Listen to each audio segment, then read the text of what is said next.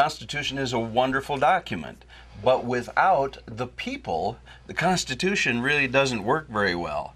And our guest, Richard Fry, is the co-founder of Defend Not Amend. The website will be on the screen. You should go there and learn about what that organization is trying to do to defend your freedom.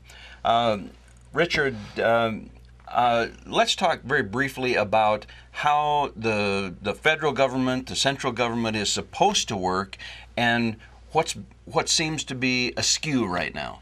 Okay, the way the founders set up the government, there's component parts of the federal government. Nowadays, people, and including courts, they misuse their terms. We're getting loose with language, and it's causing us problems. The government in D.C. is the central or general government. It's not the federal government that people want to refer to it as. The federal government, you can think of the federal government as a big bowl of water and putting a big sunflower in it. The center of the sunflower is the central government in D.C. The petals... And that's what we generally think of when we think of the federal government. Right. It's really the central government. Right. Yes. And that's not correct.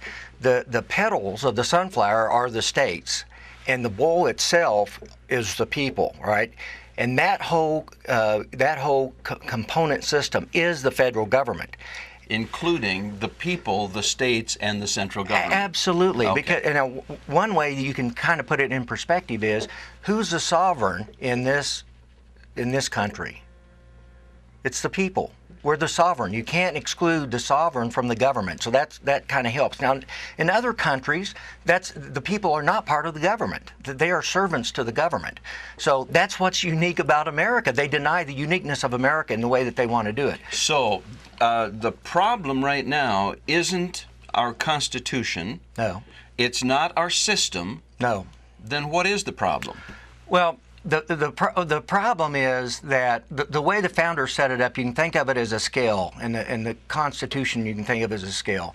On one side is the central government, on the other side is the state governments, and then the people are a weight. So the central government and the states are supposed to keep each other in balance and basically restrict the rule of government, you might say. Absolutely, and Hamilton talks about this in Federalist 28, and I think it's 45. Madison talks about it too.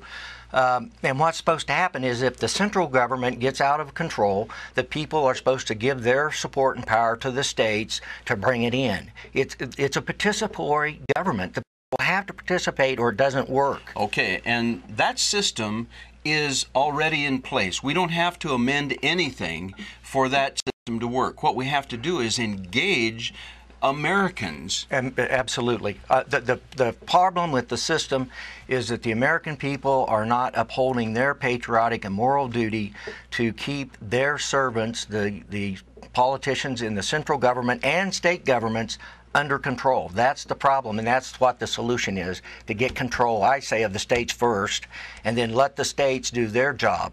The promoters want to say that Article 5 is to protect the Constitution. Well, that's nonsense. The Constitution's a piece of paper document. It can't protect itself. They set up a system specifically to do that, and that was federalism. And federalism is, again, the people swinging their support one way or the other, either to the states or the central government, to bring it back in power. And that's what's wrong. You've heard people say, when somebody launches in a wrong direction, this can't end well. Would you say that would be an accurate statement for a convention, a constitutional convention or a convention of the states? It just could not end well? Yeah, at the very, very, very, very best for them, it will do nothing. It will waste time. Nobody believes that it will go perfectly, and anything that goes wrong will be bad. Okay, so best case is it doesn't get anything done. Worst case is it remodels the very system and begins to further remove the people from the equation of our marvelous form of government. Well, exactly. And everybody understands that the 17th Amendment was disastrous.